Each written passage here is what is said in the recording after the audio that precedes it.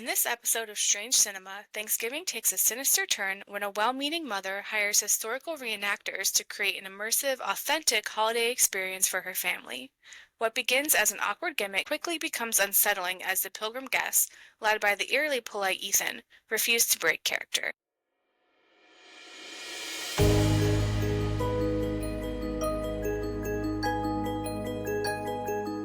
Okay. Hi, I'm Natasha, And I'm Cassandra. and this is Strange Sisters. Anything to say before we start this very strange movie? Well, as I'm sure you all noticed, you don't see our lovely faces today. We Yes. we're working out some technical difficulties. Yeah, that's why we're posting this a little late too, but we wanted to get it out before Thanksgiving since people need something to watch on Thanksgiving Day. And if you don't like football or the Macy's Day Parade, you might want to watch this movie. I forgot about the Macy's Day Parade. Yeah, it's on Thanksgiving, right? I don't think I'm awake by then. Probably not. Yeah. Happy Thanksgiving, everybody. Yeah, so we'll just get into this. And forgot to mention in the intro that this movie is called Pilgrim. This is part of the Hulu Into the Dark series that they did, I think from like 2018 to 2021 or something like that. So it's a Hulu original movie, and it is very interesting.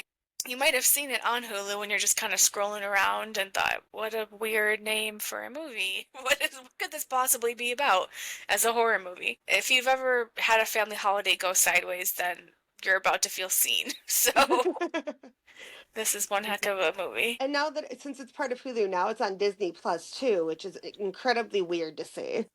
Oh, yeah, because they're officially merging soon. You're not going to be able to have a separate Hulu account. Yeah, that is pretty weird. And this movie takes that classic Thanksgiving theme of like gratitude, family bonding, and all that warm, fuzzy stuff. And it just cranks it into like a full-blown nightmare, basically. Which is how most holidays that are supposed to be all warm and fuzzy end up being. Right. I don't know who created that image, but I don't know that really anyone has like a super warm, fuzzy holiday. I mean, pretty unrealistic. And Pilgrim is weird. It's got like a lot of interesting tension that I think they did a really good job of building up. And it's also got humorous parts too, which is always kind of nice. Yeah. All right, let's get into it. So, at the center of the story is just your normal suburban family. They things look fine on the outside, but behind the scenes, they're just holding themselves together with tape and good vibes. It's rough, as most families are. So there's Anna, who is the mom. Well, she's the mom of one of the Pete. children. Yes, she's obsessed with creating this perfect Thanksgiving, and she's one of these people that thinks just like if you just plan enough, then everything will be perfect, and that's just not realistic. Yeah. So but she's trying. And then there's her teenage Stuff. stepdaughter, Cody, who sees straight through all this performative holiday crap. And she's just like super sharp, but she's also very skeptical, as most teenage girls are. And she's not buying any of this like happy family crap that her stepmom is trying to push on her. And then Anna's husband, who is Cody's dad, Shane, he's like half there. He's some kind of like stock trader or something. He's always looking at the international markets on his phone. But he He's does like interact. he's like that quintessential 90s dad in movies where like he doesn't show up to the baseball game because he's working and he tries to be there but really he's just like uninterested. Yeah, it seems like he's got a pretty solitary focus on his business, Solid. whatever he does. And then Tate is just like a cute little kid that's like, sure, that'll be fun, whatever. And he Yeah, doesn't know he's what's just going on. doing his best. Yeah, so it's just like a pretty strange vibe you can feel right off the bat. Everyone feels kind of distant, and Anna's very desperate to fix all of that with this decision she makes to have these people come into her home and have a classic Thanksgiving as pilgrims. This isn't like a cute, kitschy, costumes for school play type pilgrims. These are full on we're gonna live like it's 1620, an immersive reenacting experience, which who would want to do? I cannot understand the appeal of that, but it's supposed to bring them closer together somehow. And I know it says in the movie that like she found them online, But what were Yes. you searching that led you to finding this? Yeah, clearly they had like really good SEO on their website because Like, what is your algorithm?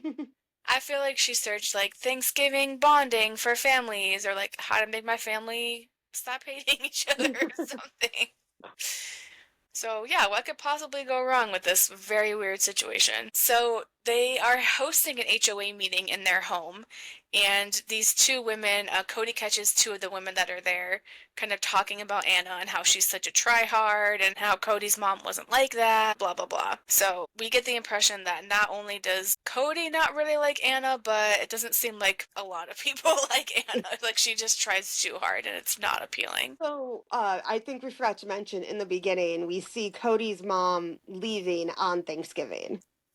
Oh, yes. Yeah. So in the very beginning, before Anna comes in the picture, Cody's mom just leaves them, which I don't know. I guess it adds something to the story, but it feels like very like I want to know more about the situation. Mhm. Yeah, like you just hear like an argument and then Cody's mom leaves and then we never hear about it again. Other than Yeah, like that's the reason Cody hates Anna. right. And that's the reason why she's in the picture. Yeah. While they're having the meeting, the two of the pilgrims show up early, and Anna's all flustered, like, "Oh, what are you're here early, you know?" And it's interesting because the two pilgrims, Ethan and Patience, they wait outside the door until Anna invites them in. So that was giving kind of like vampire vibes of like you have to be invited into someone's home before you can enter. I love a vampire pilgrim. That's great. Yeah.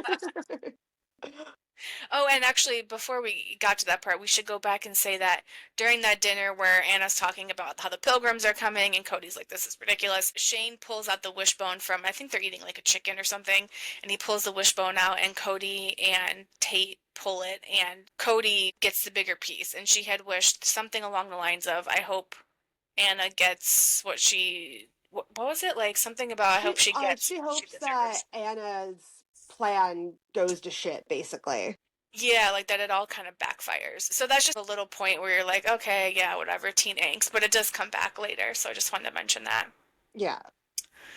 So Ethan and Patience come in, and they're both dressed up completely like they walked straight off the Mayflower. They're very committed. Ethan's got that full method actor energy, very like intense eye contact, perfect period language, way too much smiling, like Yeah. creepy right off the bat. And then Patience, she's just like unsettlingly calm. She's just kind of floating around the house in this cloud of judgment. She's just a bless your heart kind of person. Yes.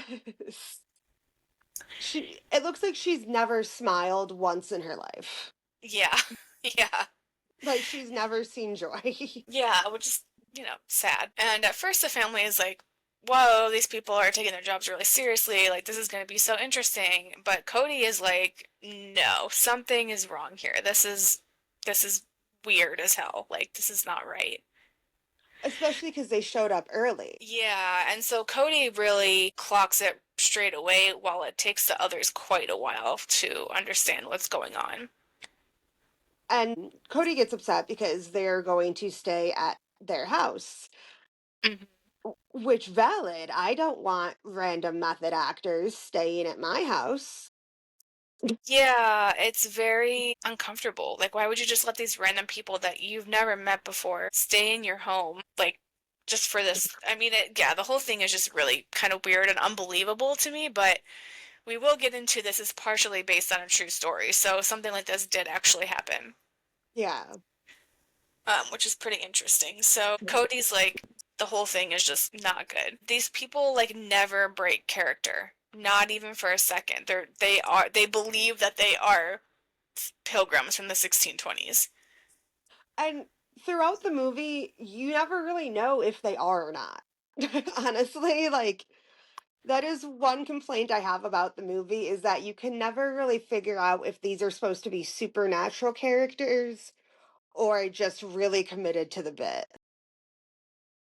Yeah, I think if they had just broken character just for like a second so that we could see, okay, these people are maybe a little psychotic, but they Yeah. are modern people because they're not, well, we'll get into it, but they're not immortal. So there's that. Yeah. Yeah, so they're constantly praying.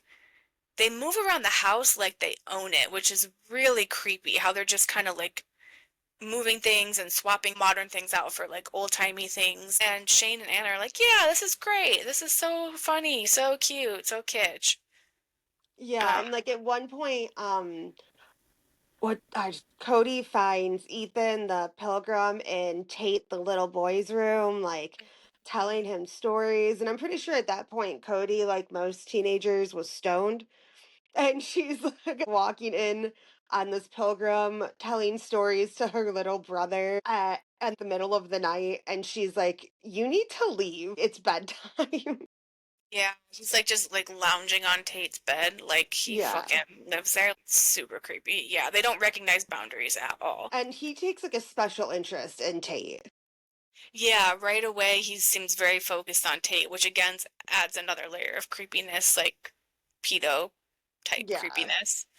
Yeah, and they're just really invested in teaching the family about humility and gratitude. And I don't know if maybe that focus on Tate is that he's young and he's still impressionable, whereas, once you're a little bit older, you're a little more set in your ways. So Or like I his think, innocence.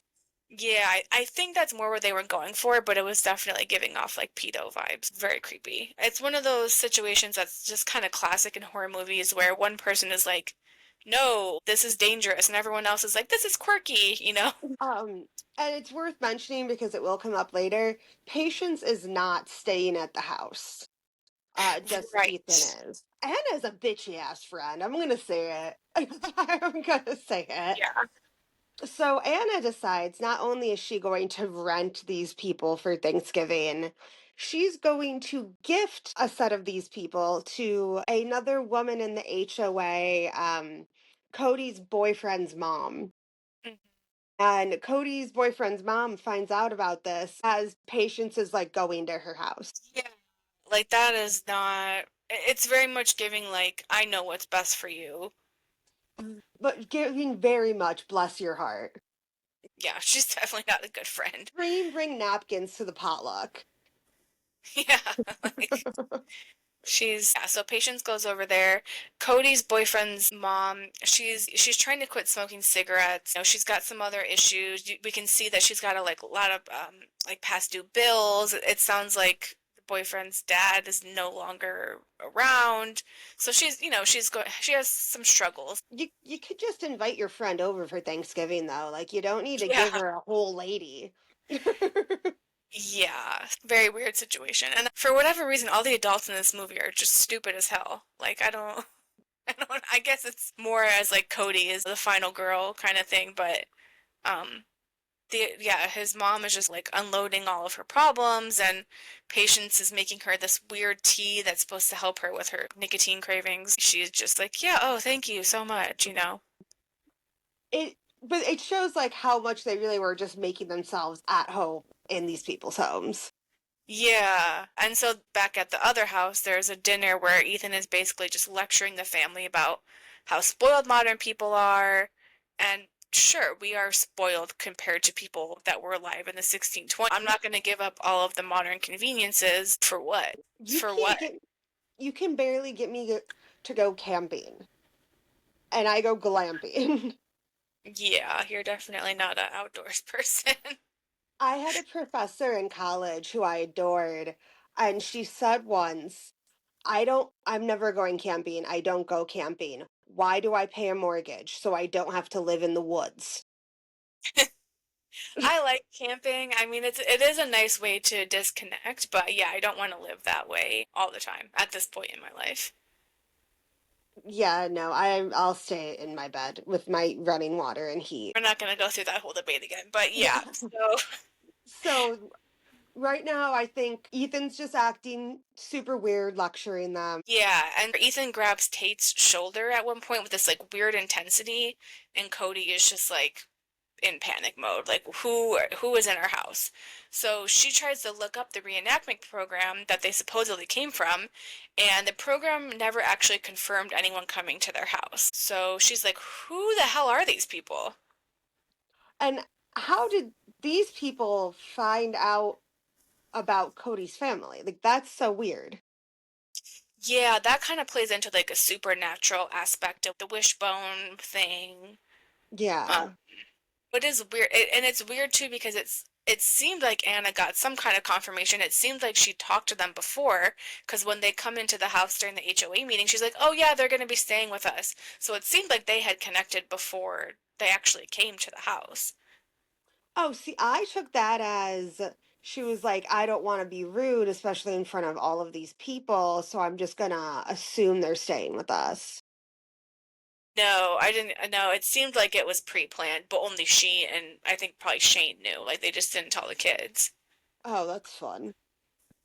That was the impression that I got. Either way, very weird. And at this point, the pilgrims are just like in the house all the time, and there's more of them.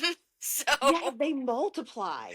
yeah, there's just like a ton of Amish looking people. Really is kind of what I feel like they looked like, but in like pilgrim garb, but like, long beard. There's one specific one that I think of that he comes back later.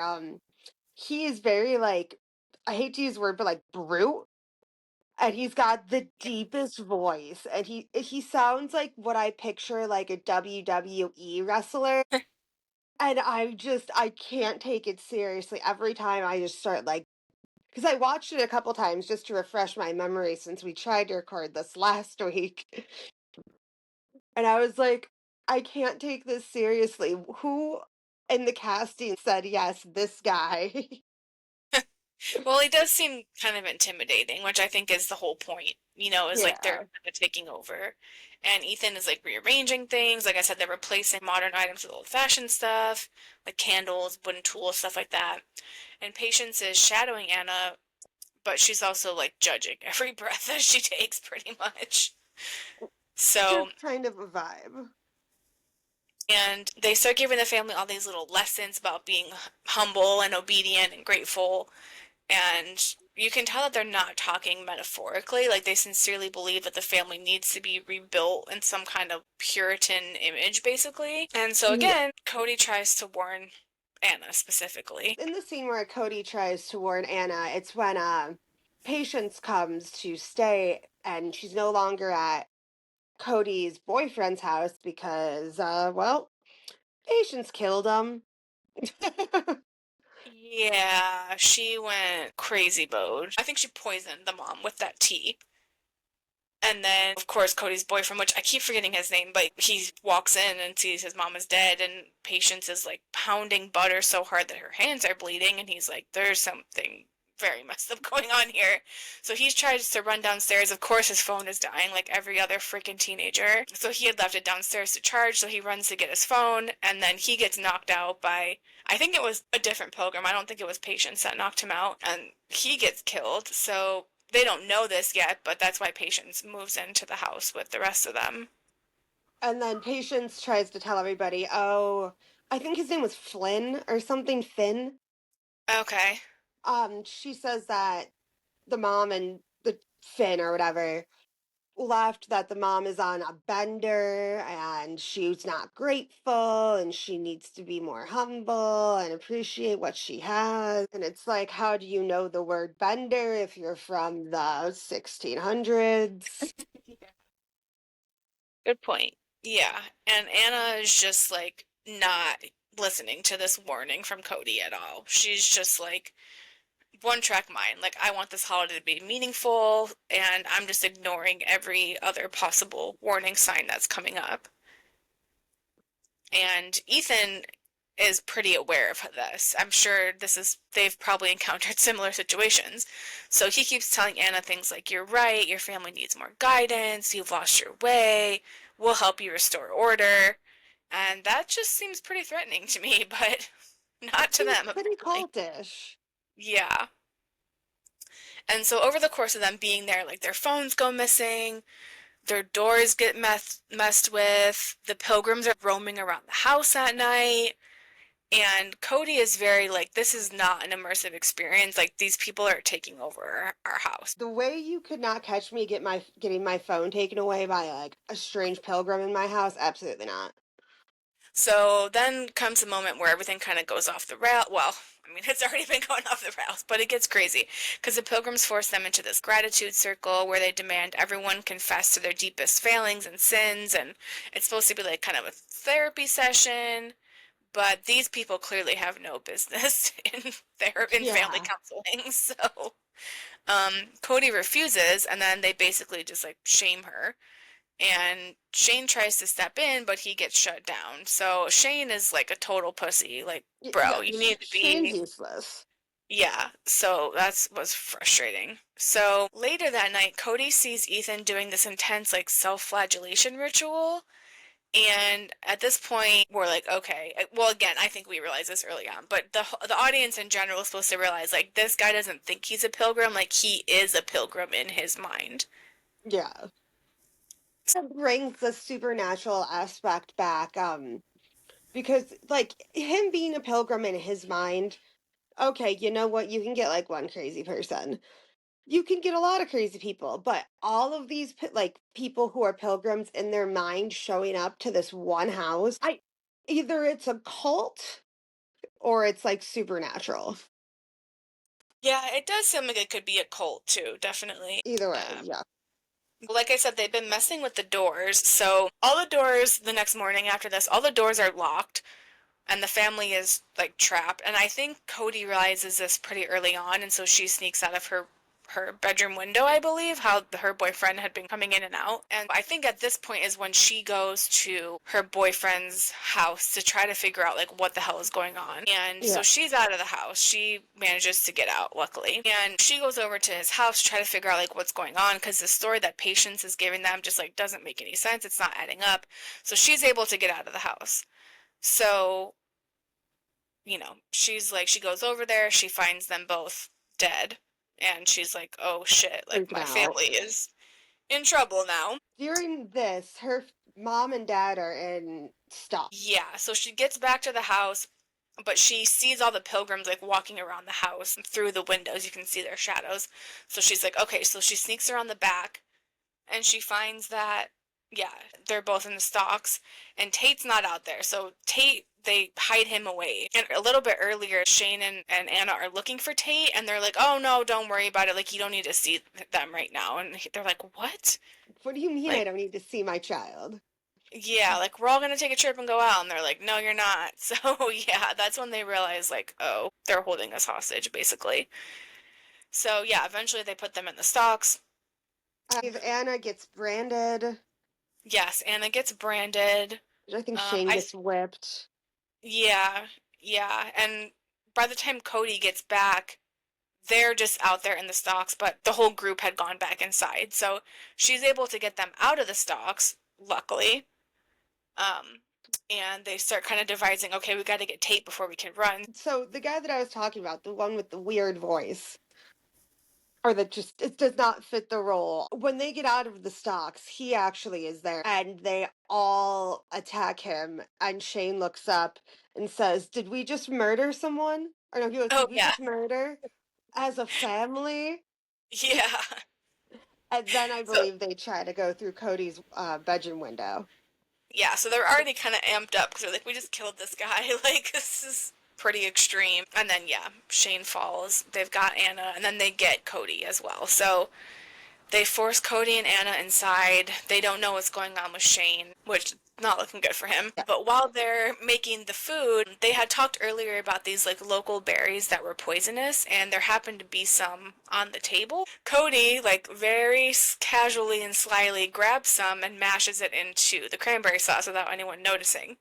So they get to the table. Of course, Anna and Cody are tied up, and they pull off what are those things called? Like the lid of the tray.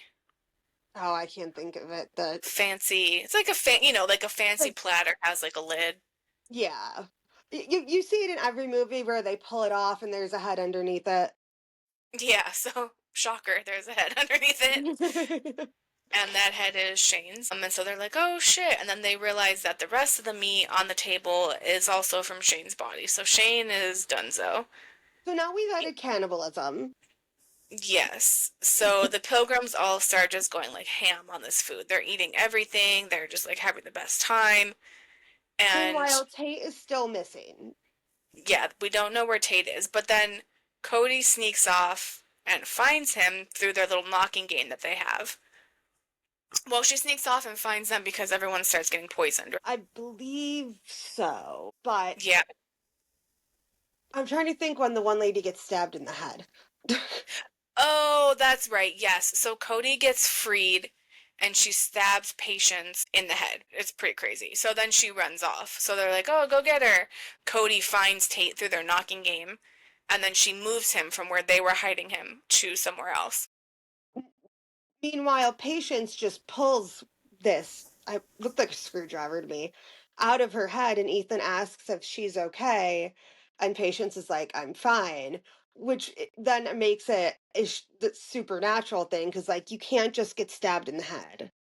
Yeah, yeah, that's pretty crazy. So yeah, he's like, go find her, go find them, because obviously they know that she's going to find Tate. So she's around the house, and while she's off looking for Cody and Tate, everyone starts like violently throwing up at the table, like bad. And he realizes that the food is poisoned, so Ethan starts making himself throw up to try to get the poison out of his body, while the rest of them are just like keeling over. So eventually, Patience is really close to finding Tate, but right before she opens the cabinet, she had also eaten the cranberry sauce. So she starts throwing up violently and then keels over as well. So we're like, okay, great, but we still got to deal with Ethan. Cody goes back, she unties Anna, she has Tate. They're like, okay, Ethan is still there, and they just start fucking this dude up. They're Yeah. like, ruined their whole life. So that was pretty satisfying. Yeah, there's definitely a satisfying way to end it. Because, like, normally I feel like it's, oh, they stumble off into, like, the front yard and the police are already there waiting for them, and Right, exactly. They're terrified, but they're just killing this guy. yeah. Did we ever find out the relationship between Patience and Ethan? I don't think so. It kind of seemed sibling-like, but then it also kind of seemed like husband and wife-like. Exactly. Yeah, it was Strange. not super clear. Yeah, I felt like it seemed like Ethan was a cult leader and he had recruited all these people is like the vibe that I got. Yeah, that makes sense. And that's the end of it. But we never found out, is this supernatural? Is it a cult? Is it just a really weird group of people? Like, what were they gonna do with Anna, Cody, and Tate after dinner? Yeah, well, two things there. So when Ethan dies, his hand opens and there is the bigger part of the wishbone. So that's a Yeah. callback from the beginning of the movie. So that kind of adds to the supernatural. But at some point there was also mention of like a family that had gone missing. So it seemed like they had like literally killed entire families before, and who knows what they did with them. Yeah. Lovely. And, like, Yeah, why the cannibalism? I guess that's how they get rid of the bodies. Ugh, I hate cannibals. Freak me out. I guess, and then they just do something with the bones. I don't know. Oh no, I guess they're like during pilgrim times. Sometimes, you're low on food. Right, that whole idea of like if someone dies anyway or whatever. Yeah. Yeah. Well, So, ugh. that is, super fun Thanksgiving. So yeah, it's a pretty brutal Thanksgiving. So yeah, if you're squeamish and you're about to eat a big meal, like maybe don't watch it. But if it's, I think it's pretty funny and like I don't really think it's that gory or anything. So I think it's definitely goofy. I think there's a lot of I feel like they tried to do too much, but I think what they managed to do, they did decently. I'm yeah, curious if they were like if the goal with Ethan was to have Tate become like his child. right. It seemed like, well, with him being like a cult type person, maybe he was trying to add him to his cult. Yeah. So that could definitely be it, because of course, got to keep a cult going by having young members. Gotta keep those numbers up.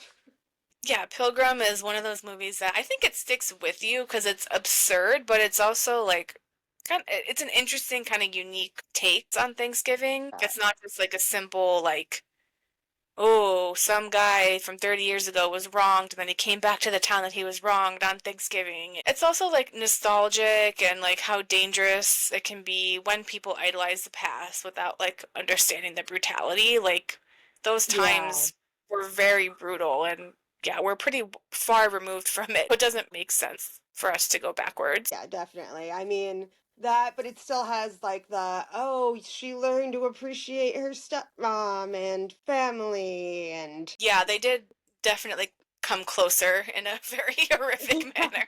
Like trauma bonding, basically. isn't that Um, what family is? yeah, really, yeah. Pretty much. A lot of the time it is. And so circling back to that based on a mostly true story thing. So it actually is, which is pretty crazy. So the story came from Noah Feinberg, who now works for Blumhouse Television, who produced this movie. But originally at the time, I think he just worked at Hulu. And he had heard that they needed a Thanksgiving film for the Into the Dark series. So he went home over the weekend and like, just banged out this story. And the director, Marcus Dunstan, and his longtime collaborator, Patrick Melton, worked with Feinberg to make a stronger script from his bizarre childhood memory, which was one of a period actor who didn't torture people, but he didn't break character even while briefly living in Feinberg's house off the clock. So that is where that mostly true thing, which I'm like, I don't think this is mostly true. This was like maybe Yeah, like 10% true. Yeah. I think that was influenced by. Yeah, inspired by a true, I don't know, something. He wasn't murdered by the guy, but I guess maybe that was a thing back when he was a kid. I would guess, I don't know, like 30 years ago? I had never heard of anything like that before. Well, that makes me feel super great because we go to Gettysburg all the time. So Yeah, it I will seems like be it could definitely be questioning, there. I will be questioning everybody and their motives. So, so this Thanksgiving, if someone shows up at your door, they're speaking old-timey English, they're wearing a buckle hat, maybe just slam the door in their face. Definitely don't invite them inside. I'd watch a cheerier Thanksgiving movie like Scooby-Doo and the Witch's Ghost or The Addams Family Values. Yeah, Adam Telling Values is a good one to watch. Yeah, to follow this one up. If you enjoyed this, give it a like, subscribe, share, all that fun stuff. And thanks for hanging out with us today, and stay strange. Stay strange.